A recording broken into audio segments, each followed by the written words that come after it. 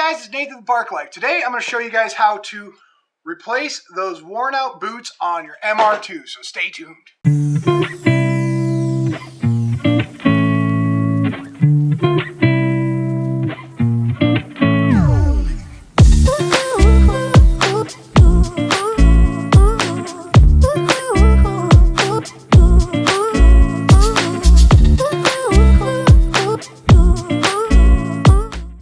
Alright guys, so this is a common issue, and as these cars are getting older, I mean it's already 30 years old, so hopefully these boots have been replaced, but the axles on these guys are expensive. And this is referencing a SW20 MR2 with the e153 turbo transmission. So I bought this swap, and when I bought it, it had the typical, you know, the boots ripped on both sides. This is good on this side, but on both axles, they're pretty trashed.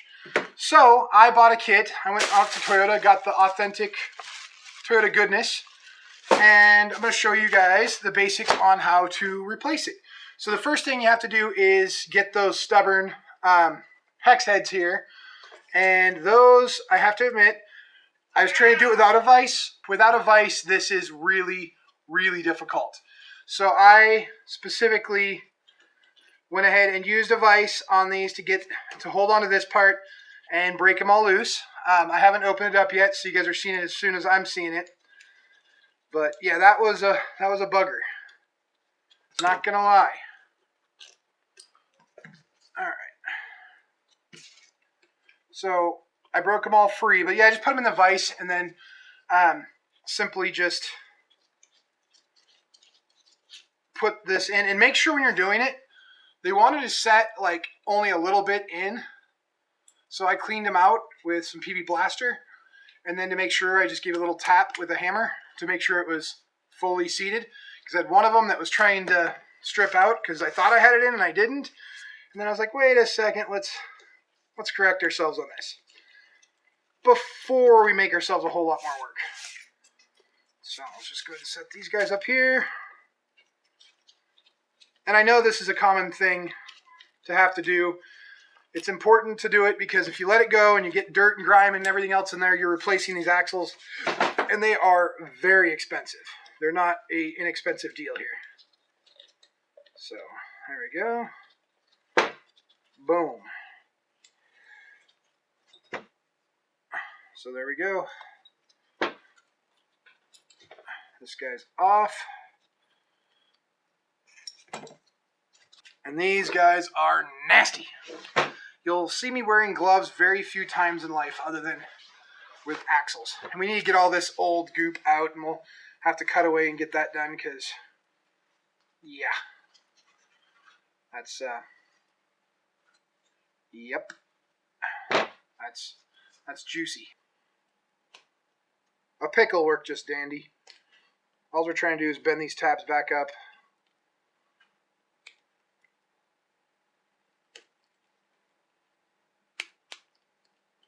But yeah, you guys can reuse these. But I got new ones with my Toyota kit, so we don't have to.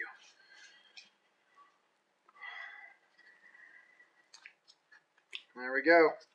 So yeah, this guy was roached. He was in half. And then on top of that, this is in half. So he's seen better days. But we will save these just in case there's another project we're coming across or something break. You never know. You never know. So clean these up, put them in a bin somewhere in the garage. All right. There we go. Those are kind of cool little clips the way they work. All right. So gotta clean all this out, all that mud we just... And the bearings on these look pretty good so far. I'm pleased with it. No grossness. I think most of this got damaged when the axles were being pulled out. And that's really commonplace because you're ranking on them, especially if you're not going to reuse them. You're like, just get them out of here. So there's our little clip. which will let us take this bad boy off and slide the whole centerpiece out. Might need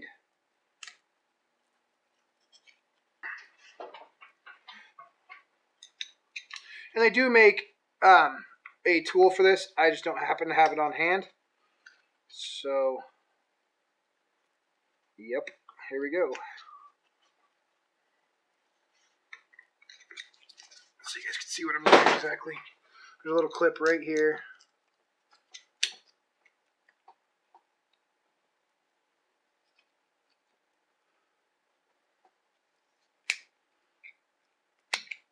I'm sure someone somewhere is just screaming, "That's not the way to do it." It works. So don't be a hater. I am so excited to get the MR2 running that I'm sitting here working on this instead of finishing the Supra, because I really want to drive the MR2.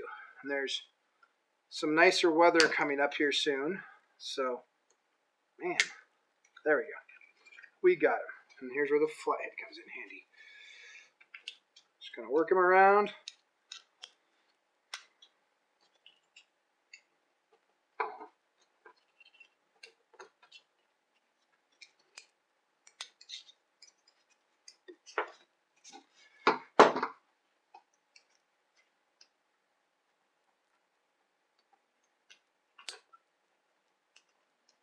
Ooh, yeah. There we go. So we're going to need to reuse him. So we need to clean him up and put him away. And I'm stuck on the carpet underneath me. Alright. Alright, so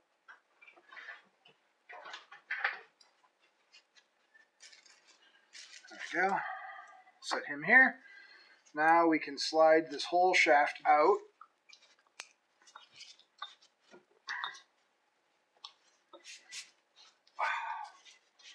Should have got a little rubber mallet or something.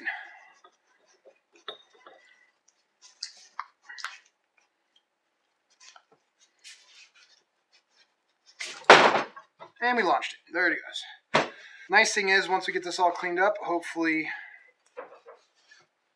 we don't see too many issues. So I know that there is on the MR2, especially on the, well, only on the 3S GT, there's that 100,000 mile little pipe behind the turbo. Is that a only thing that I should replace while I'm in there? It's a low mile motor, but I don't want to chance it. I don't want to risk getting in there and finding out, oh man, there's this, this, and this other stuff. So, is there any other parts that you guys would recommend outside of normal maintenance parts and gaskets and that sort of thing? Any other little hidden gems like that sweet little coolant pipe that's going to end up spraying if I don't take the turbo off?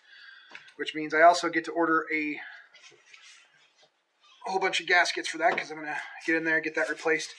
And what do you guys replace it with? Do you guys go with stock or do you guys upgrade? I am new to the 3S GTE motor.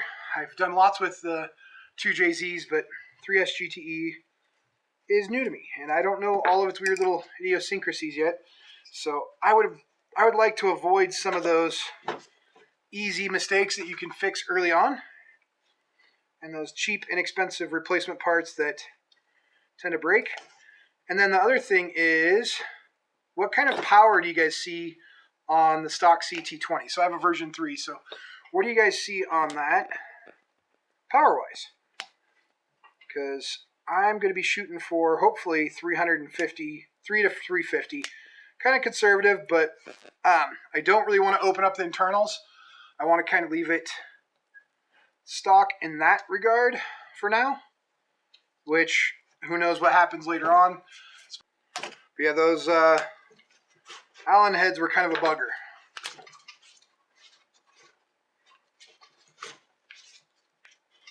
Now I got to coat the whole shaft in grease. That's alright. Alright, so and the other one is still in the transmission. So when you're pulling these out, when you're pulling them out of the transmission, one of the sides will leak fluid. So when you're pulling it out, it will leak fluid. Not a big deal. Just put something down to catch it like you would anything else. No No big deal. All right.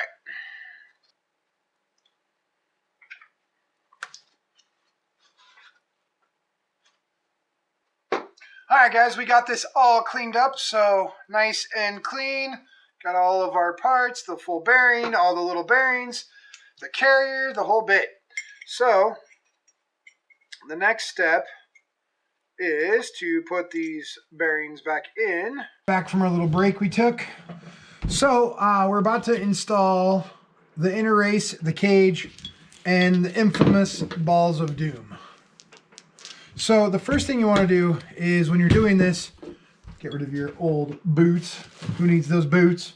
Anyways, first thing you want to do is make sure you got all this clean. So that's all nice and clean, very shiny, very nice. All the stuff's cleaned off of it. But there is an inner and an outer section to this. So this,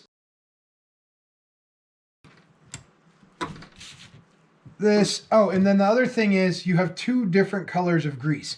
You have black, which is this part number here. I'll put it on this camera here. That goes on your inner. So that's this guy that we're working on now.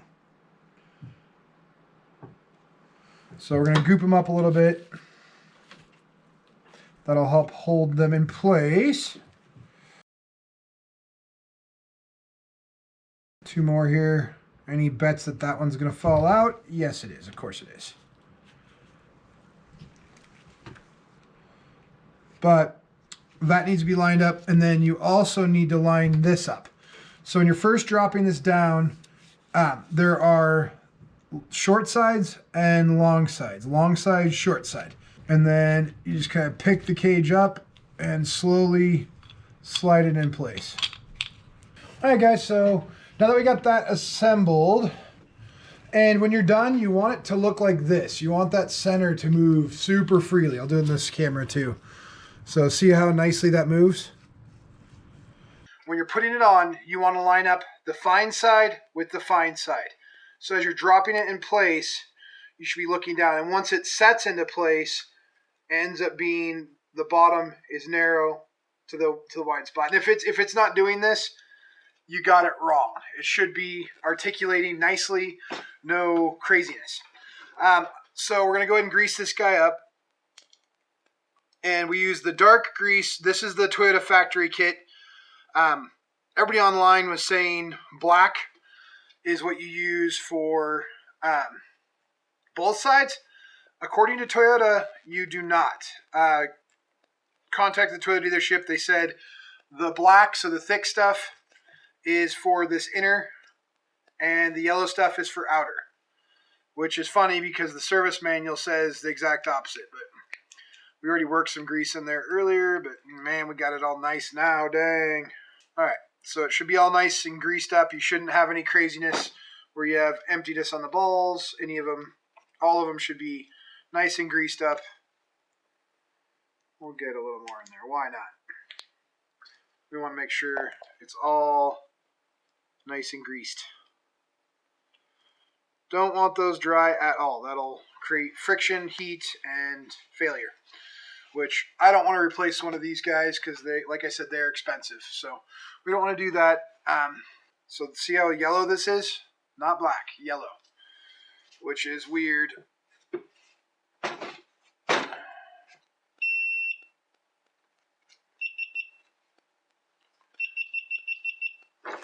Oh, looks like we lost our homie. So I'm going to go ahead and put you guys down here so you can see what I'm doing. So basically, we just worked it into those joints, made it all nice and gooped up. All right, we already gooped him up some. I'll put a little grease on him so he doesn't tear up as we're putting him on. So a little bit of goop on there, make it slide, and not completely mess it up. I almost put it on backwards. That would have been fun. All right, here we go. And I hope I'm giving you guys something that's useful and something you guys can actually make use of.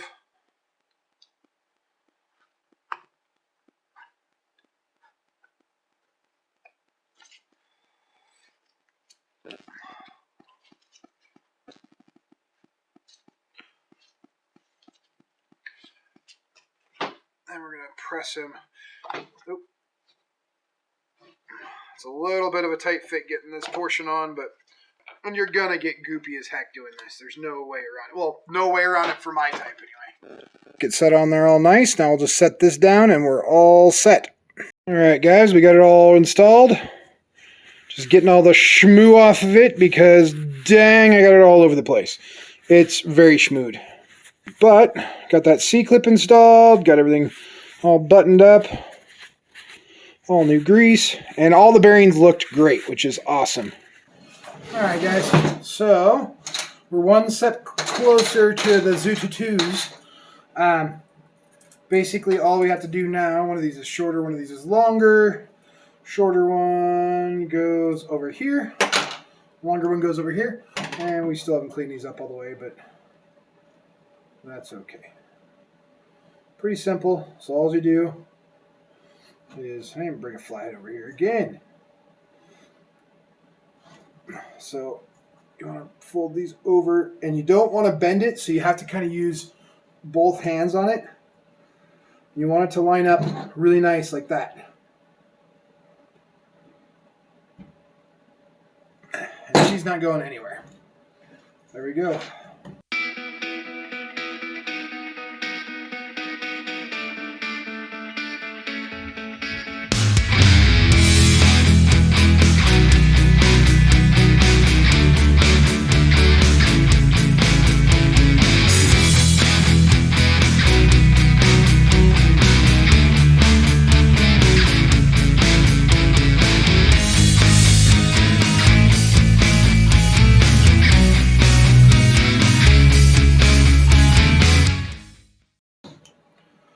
There you go, guys. A rebuilt axle. Make sure both sides articulate. If it doesn't do this, you did it wrong. So make sure that's what it looks like. Hey guys, I hope this video was helpful. If it was, please like and subscribe down below and ring the bell for future posts and stay tuned.